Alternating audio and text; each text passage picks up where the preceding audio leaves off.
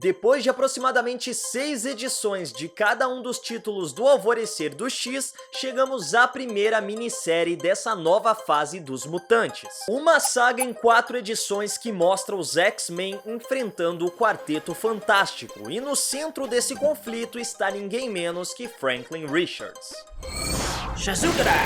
X-Men e Quarteto Fantástico começa com uma narração do Franklin Richards, dizendo como ele já nasceu atraindo a atenção do mundo todo por ser filho de 2 grandes heróis e logo de cara desenvolver grandes poderes, o que fez com que todos pensassem que ele teria um futuro brilhante pela frente. Acontece que agora o Franklin tá passando por uma nova condição, em que cada vez que usa os seus poderes, eles ficam mais fracos, o que faz com que ele pense que não vai ter um futuro. A história corta pro Oceano Pacífico, onde encontramos os Marauders. E como nós podemos ver, a Kate Pryde ainda tá viva e o Pyro não tem a tatuagem na cara, o que nos leva a concluir que essa história se passa antes da segunda edição de Marauders. Só que pela primeira vez, nós vemos a Kate entrando em Krakoa. Nós sabíamos que por alguma razão ela não estava conseguindo atravessar os portais até a ilha, mas do mesmo modo que os invasores adentraram o local, simplesmente descobrindo onde ele ficava, como nós vimos lá em X-Force,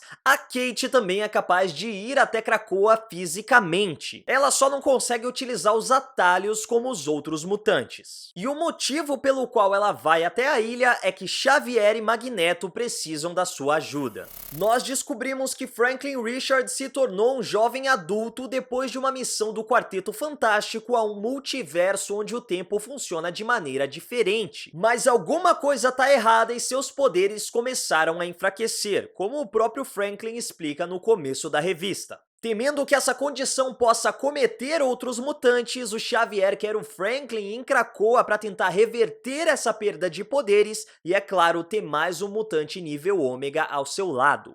Mas por que a Kate Pryde é quem pode tentar convencer o Franklin? Bom, lá em 1987 nós tivemos o crossover Quarteto Fantástico versus X-Men.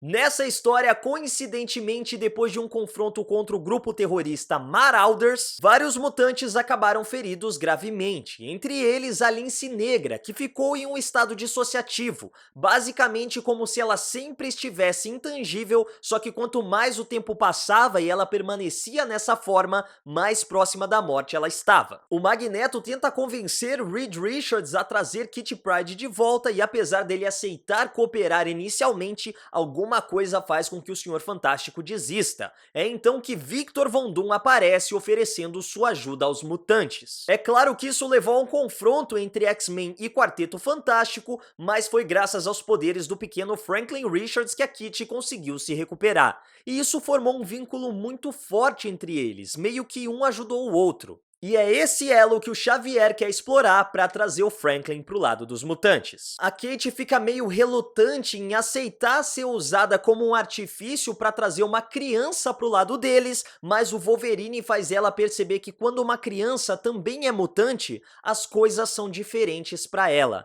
e ela precisa aprender a crescer mais rápido. Enquanto isso, em Nova York, Reed faz uma série de experimentos no Franklin tentando entender o que está acontecendo com seu filho. A falta de resultados deixa o jovem mutante irritado e a gente tem uma bela conversa entre Sue e Reed em que ela diz que o Franklin teme perder aquilo que o torna especial e que na mente dele isso vai ser o fim de tudo. Porque quando a gente para pra pensar, pro Franklin Richards, ser a criança prodígio foi tudo o que ele teve durante toda a sua vida. Então se ele perder isso, ele não sabe mais o que fazer. Cara, é uma conversa muito legal em que a gente entende como o Quarteto Fantástico mudou o conceito de time de super-heróis. Eles realmente lidam com problemas de família, e essa minissérie em particular tá sabendo muito bem como trabalhar esses temas. Inclusive na conversa que o Franklin tem com o Coisa, em que ele se questiona, já que o Reed é tão inteligente assim e consegue resolver todos os problemas do mundo, por que ele não consegue solucionar justamente as condições dele e do Ben? Mas o papo é interrompido com a chegada dos mutantes na cidade. A gente tem uma hostilidade inicial de ambos os lados, mas os dois grupos decidem tentar resolver as coisas de forma mais amigável, quando em uma cena muito legal, a Kate ignora o campo de força da Sue para dar um abraço no Franklin. Só que por mais que eles tentem resolver as coisas de maneira racional, é claro que tudo vira uma grande lavação de roupa suja. O Reed acusa os mutantes de se colocarem acima da humanidade, enquanto o Magneto retruca e diz que eles não estão se colocando acima da humanidade, eles estão acima da humanidade e estão clamando o lugar de direito. O Xavier tenta apaziguar as coisas, mas a Sue perde o controle quando o Magneto diz que o Franklin não tá seguro ali. Ora, ela é a mãe dele, ela sabe como cuidar dos seus filhos, e toda essa situação leva a um novo confronto físico. A Kate diz que o Franklin não precisa ver aquilo e usa seus poderes para tirar eles de lá. É quando o Franklin se abre e diz que o que mais o irrita é que ninguém pergunta para ele o que ele quer fazer. Todo mundo quer decidir o destino dele por conta própria, mas ninguém se importa realmente com o que ele pensa. E a Kate é a primeira pessoa que diz que vai ficar ao lado dele, que vai apoiar todas as suas escolhas, sejam elas quais forem. Eles realmente conseguiram desenvolver muito bem esse elo entre os dois personagens. Por mais que a gente não tenha visto tantas situações em que Franklin Richards e Kitty Pryde ficavam lado a lado nessas histórias desde 1987, só nesse arco aqui, só nessa primeira edição dessa minissérie, a gente consegue sentir realmente como eles têm um vínculo muito grande. Mas logo que o Franklin avista um dos portais para Krakoa, toda a confusão chega até eles e nós temos uma nova batalha entre X-Men e Quarteto Fantástico. E essa é uma pancadaria pra valer, em que as duas equipes não se contêm em usar os seus poderes e a gente vê um show de destruição. Acontece que em meio à confusão da luta, o Franklin tenta atravessar o portal, mas nós descobrimos que Reed Richards inativou o gene X do seu DNA, fazendo com que ele não fosse reconhecido como um mutante e, consequentemente, não consegue entrar em Krakoa. Os mutantes percebem como isso vai levar o Franklin a questionar de que lado seu pai realmente tá e decidem partir por conta própria. E por mais que o Reed alegue que fez tudo isso para protegê-lo, é claro que o Franklin ficou furioso e se sentiu traído, o que leva o garoto a fugir de casa com a sua irmã para se unirem aos Marauders. A Kate encontra os dois escondidos no barco, mas antes mesmo deles decidirem o que fazer, são atacados por ninguém menos que Victor Von Doom. Cara, eu confesso que eu vibrei nessa hora. É sempre incrível ver o Dr. Destino em ação,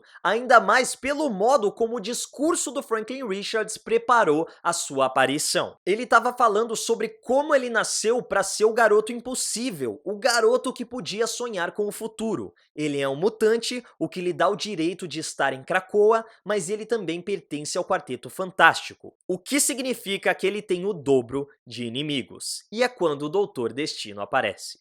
Palmas. Que história incrível! Eu acho que é a primeira história desde Potências e Dinastia X que durante a leitura e principalmente na última página eu parava, olhava e falava assim, cara, isso aqui é diferente.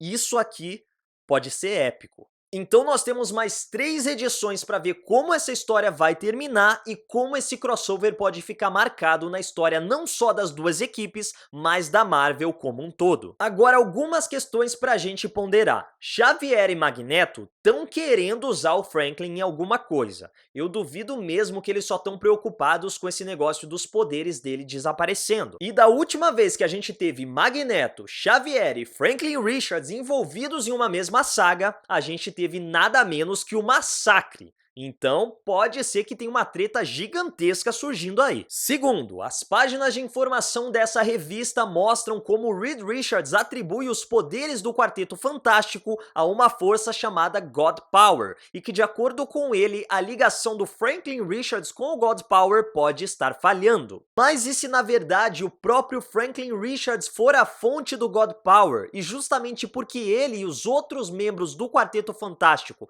estão usando tanto seus poderes, poderes, ele tá se esgotando. Acho essa aí outra teoria interessante. Mais uma coisa, a Valeria Richards é humana, pelo menos até agora. Será que a gente vai ver ela sendo aceita em Krakoa do mesmo modo como os piratas siderais foram? Ou ela vai ficar de fora como a Kate Pryde? Ou até mesmo a gente vai descobrir novos poderes mutantes pra garota? Novos porque a gente já viu algumas versões dela que foram mutantes no passado, inclusive aquela primeira versão em que ela era filha, na verdade, do Dr. Destino em vez do Reed Richards. É outra confusão pra gente explicar em outra história. Mas, por enquanto, essa Valeria Richards, filha do Reed Richards com a Sue, não tem poderes.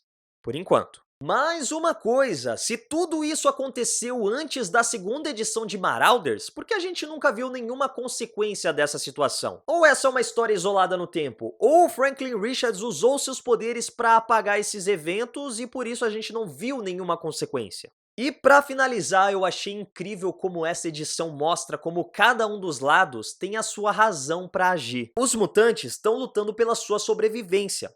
Pode ser um comportamento diferente do que o que nós estamos habituados a ver, dessa vez eles estão se unindo, se colocando em uma posição dominante, mas no final das contas eles estão querendo sobreviver. Então é claro que quanto mais aliados eles tiverem, melhor. Mas o Quarteto Fantástico está protegendo a sua família, e muitas vezes nós tomamos atitudes egoístas para proteger aqueles que amamos. Então eu achei maravilhoso esses dilemas que os dois lados encontraram, mas confesso que por mais que eu esteja torcendo para os mutantes se saírem bem no final dessa história, alguma coisa no Xavier tá me incomodando, alguma coisa tá estranha demais até pro Xavier. Adorei as artes, a colorização, o roteiro, como eu falei, eu acho que nenhuma outra história do Alvorecer do X conseguiu trazer aquele sentimento de potências e dinastia X como essa história conseguiu. E tô muito ansioso pra ver como tudo isso vai terminar. Enfim, essas foram as minhas impressões da primeira edição de Quarteto Fantástico e X-Men. Aliás, X-Men e Quarteto Fantástico. Comenta aí embaixo o que você achou e aproveita para seguir a Legião dos Heróis nas nossas redes sociais e me segue lá no Instagram também, @MaidannaLH. É isso, Legionários, e que a força esteja com vocês. Depois de aproximadamente 6 edições... Chegamos à primeira... Ai, adorei a colorização. Ai, eles ficam mais... Enfim, essas foram as minhas impressões da primeira edição de... Ai, aliás...